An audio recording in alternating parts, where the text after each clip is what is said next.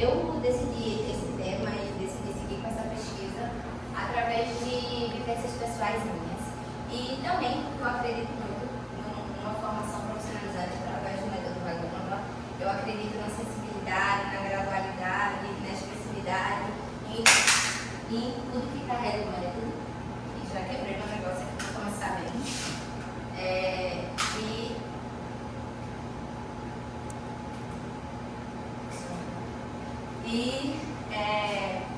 Sem dar necessidade de uma educação positiva e respeitosa.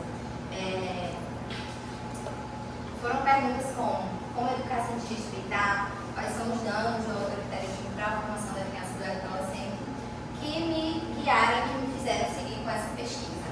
Essa pesquisa é de caráter qualitativo e foram entrevistadas 5 pessoas que são formadas pelo método Vagânovas, que atualmente licenciam através do mesmo método. Ana Koglova, que é uma bailarina e pedagoga russa, dançou no Teatro Bolshoi da Rússia. Michael Bolin, diretor artístico da Escola de Teatro Bolshoi do Brasil.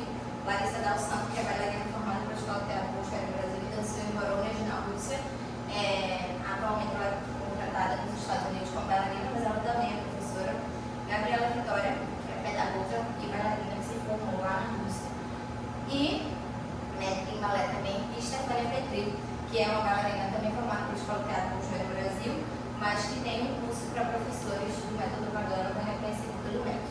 E eu acho que para vocês entenderem um pouco mais sobre como essa pesquisa me atravessa, eu posso me apresentar um pouquinho melhor. Eu tenho 21 anos, sou formada em balé clássico.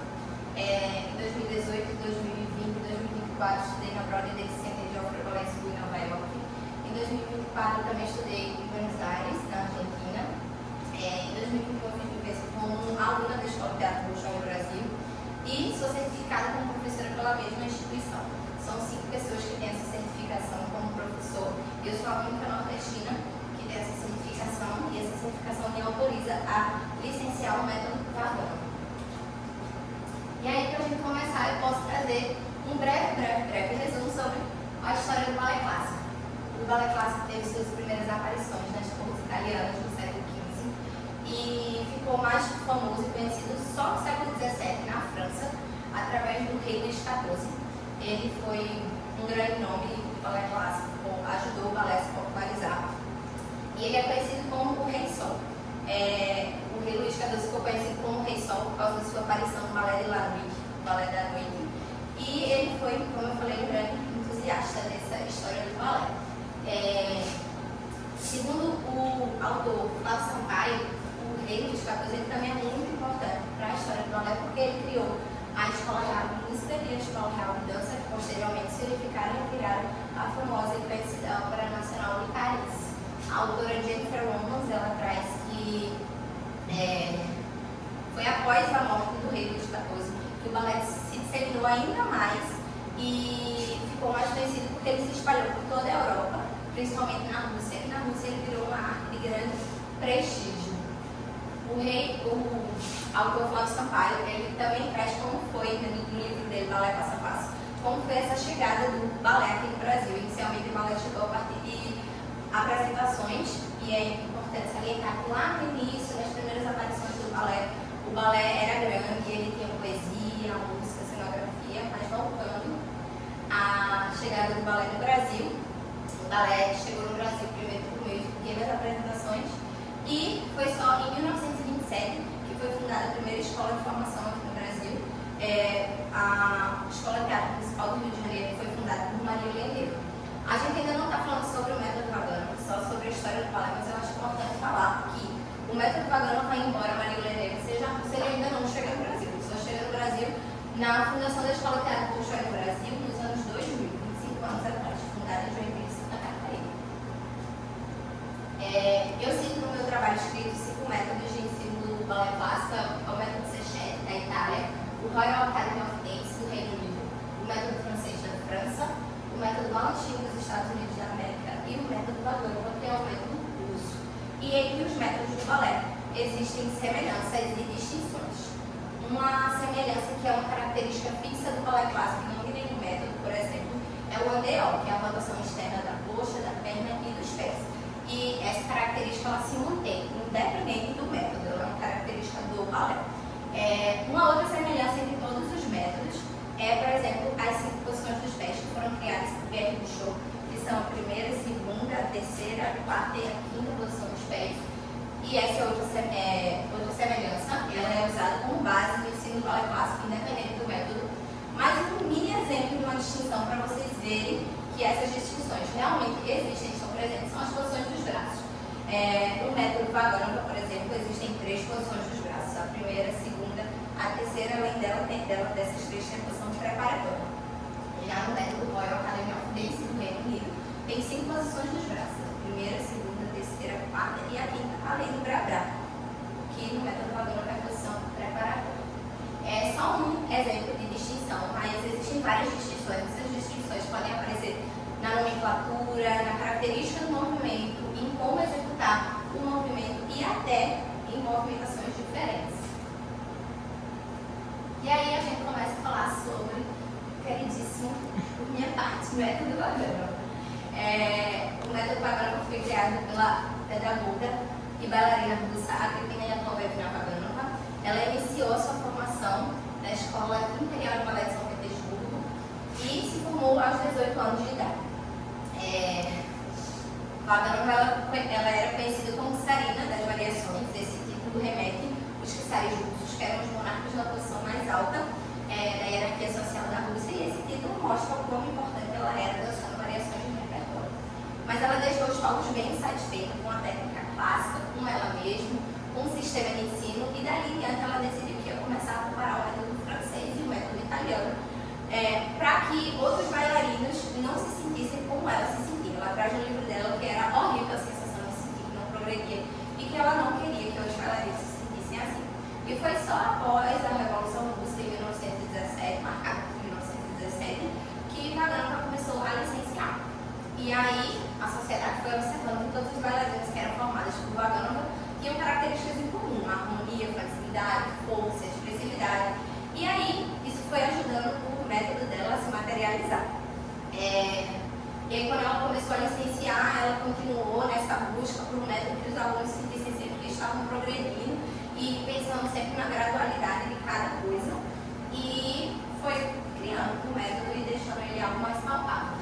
Uma característica muito importante do método Vaganova é o ensino gradual, progressivo. E além disso, ela fala no seu livro que o professor precisa olhar com individualidade para cada turma e para cada aluno.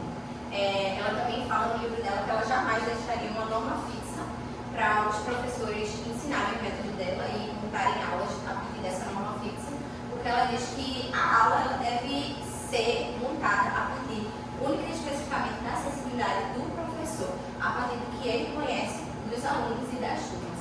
Eu já falei das características do método, mas mesmo assim eu reforço que algumas características são harmonia, flexibilidade, postura do tronco da cabeça, sincronia e expressividade. Essa característica é muito importante, limpeza e clareza dos movimentos. Porque Vaganova ela traz no seu livro que é muito importante que o bailarino não aprenda só a fazer o exercício, um exemplo, só a flexionar e estender os joelhos. Ela fala que o bailarino precisa entender a dinâmica por trás de cada movimento e executar ele da melhor forma possível, entendendo qual a dinâmica, qual o objetivo de cada movimento. Uma outra característica muito importante é que a maioria das escolas que trabalham com educação profissionalizante trabalham com 8 anos de formação, com carga horária diária e uma carga horária extensa por dia. Vaganova lançou seu livro Fundamentos da Dança Clássica em 1934. Eu uso a versão traduzida que foi traduzida em 2019. Esse livro é muito importante para a história do balé, para o balé no geral, mas eu acho ele mais importante ainda para quem quer manter a essência do método Vaganova viva. Nesse livro ela traz toda a teoria do método, toda a essência e também traz um pouco da trajetória dela. E aí a gente começa a falar sobre a educação respeitosa. Segundo a autora Maya Eichmann, a educação respeitosa nada mais é, nada menos do que o respeito mútuo.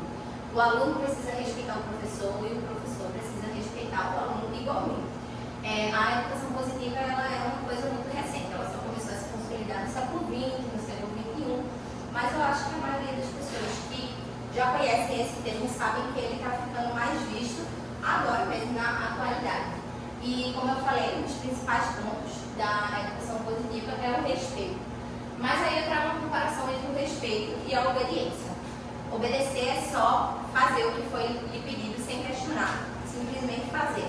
E essa falta de questionamento, né, atrapalha significativamente no desenvolvimento de uma criança, de um adolescente, de um alunado. Porque a criança precisa questionar para conseguir evoluir, se desenvolver. Então, no meu texto, no meu trabalho escrito, eu trago uma comparação que para mim é bem fácil de visualizar. Existem dois adultos. Um desses adultos, quando era criança, ele precisava arrumar o quarto dele. Porque se ele não arrumasse o quarto dele, ele ia apanhar ou levar grito, alguma característica do autoritarismo. Outro adulto, ele, quando era criança, ouvia da importância de manter uma organização boa no espaço pessoal, entendeu essa importância. E vocês acham que qual desses dois adultos hoje arruma realmente seu quarto? Provavelmente aquele que não tem mais ninguém para botar ele de castigo ou gritar com ele, não arruma mais, porque ele não entendeu a real importância de manter a organização do espaço pessoal. Então eu acho que esse exemplo é algo que demonstra muito que o autoritarismo não é a peça-chave para a gente conseguir uma boa educação, sabe? A educação respeitosa ela também valoriza muito o processo de aprendizado individual. O que eu ligo com o método Vaganuva, porque Vaganuva também dizia que o professor precisava conhecer seus alunos e as suas turmas, então eu acho que é um ponto em comum que vale a pena ser refletido. E a educação respeitosa também valoriza o erro. Todos os autores que falam do desenvolvimento infantil ou da educação positiva trazem que o erro precisa ser valorizado, como Heyman, Page, Bryson, todos esses autores eles refletem que sim, o erro precisa ser visto de uma forma que sim, a criança precisa errar de novo, até aprender. Aí a gente chega no cérebro. Todos os educadores, do meu ponto de vista, deveriam investir um pouco mais de tempo do seu estudo no desenvolvimento cerebral, no cérebro. O cérebro ele é dividido em 4 partes, o hemisfério direito, o hemisfério esquerdo, a parte superior e a parte inferior do cérebro.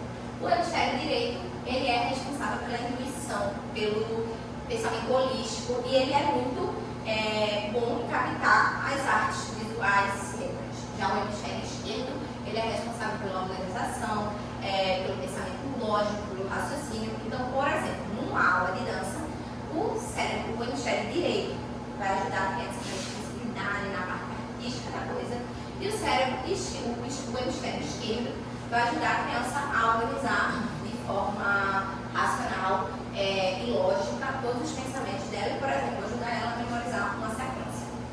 A parte superior do cérebro ela é responsável pelo pensamento lógico e racional. Já a parte inferior ela é responsável por funções básicas como piscar, respirar e também pelos sentimentos primários, que são a raiva e o medo. Mas lá na parte superior do cérebro, a gente tem uma coisa chamada amígdala cerebral. E essa amígdala ela é ativada quando o cérebro vê qualquer ameaça. Essa ameaça pode ser um som, um cheiro, um local, uma pessoa, uma expressividade, qualquer coisa. E quando o cérebro capta essa ameaça, ele libera hormônios como adrenalina e cortisol. Isso faz com que a criança esteja sempre com os batimentos cardíacos acelerados, tensão muscular. E nesse caso, o cérebro mesmo já entende automaticamente que naquele momento é melhor a criança sobreviver à ameaça do que assimilar novos conhecimentos.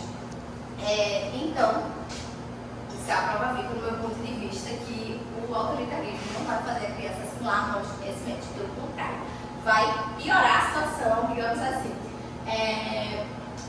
E é isso. E a integração cerebral? A integração cerebral é muito importante, porque a gente precisa que a criança mantenha o cérebro dela integrado, tanto horizontalmente entre o hemisfério direito e esquerdo, quanto verticalmente entre parte superior e inferior. Verticalmente entre parte superior e inferior. E manter o cérebro trabalhando coordenadamente é muito importante para o desenvolvimento da criança. O cérebro é uma massa de modelar. O autor David Eagleman, ele traz no seu livro O Cérebro, que sim, o cérebro ele é uma massa de modelar, porque o cérebro ele tem neuroplasticidade. E a neuroplasticidade é a capacidade de se modelar e de se remodelar. Então, no meu ponto de vista, existe o ponto positivo da neuroplasticidade e o ponto negativo. O ponto negativo, se a criança ela é sempre exposta a um ambiente autoritário, gritos, castigos e etc,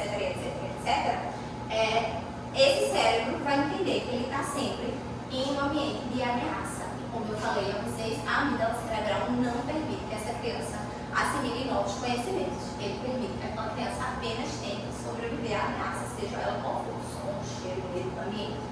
E a criança não tem poder sobre isso. O cérebro dela vai lá e faz isso sozinho por ela. Olha, se proteja, que esse ambiente não é legal. E o lado positivo é que, sim, se a criança dali em diante ela for exposta a um ambiente mais cuidadoso, amoroso, ele pode se remodelar. Agora, eu acho que nós, como educadores, a gente tem essa função de olhar que se a gente propõe um ambiente autoritário, o cérebro da criança vai se moldar a isso. São as experiências vivenciadas pela criança que a formam. União dos dois saberes, o método Vaganova e a educação positiva. No meu ponto de vista, é extremamente possível e necessário guiar o método Vaganova de forma respeitosa e positiva. Porque eu acho que o fator crucial para a gente alcançar a formação profissional é o querer do professor, o querer do aluno, os dois precisam querer para essa formação acontecer. E o autoritarismo não vai ser o fator que vai fazer aquela criança querer, se ela não quiser, aquela formação, alcançar aquela formação. Porque, como eu falei, o autoritarismo não leva a gente a lugar nenhum. Como eu falei lá no início, eu fiz 5 entrevistas e nessas entrevistas semi-estruturadas, o objetivo era refletir a educação positiva e respeitosa e a técnica clássica de dança. Esses entrevistados trouxeram experiências pessoais e, positivamente ou não, todos trouxeram ideias similares. A maioria dos entrevistados, na verdade, trazem que sim, receberam uma educação autoritária. Só um professor, Michael Bolini, ele diz que não recebeu uma educação autoritária na formação clássica dele. Mas, independente, todos concordam que as abordagens que eles receberam foram positivas para si. Então, até os que receberam uma educação autoritária falam: foi bom para mim, me fez chegar onde eu queria.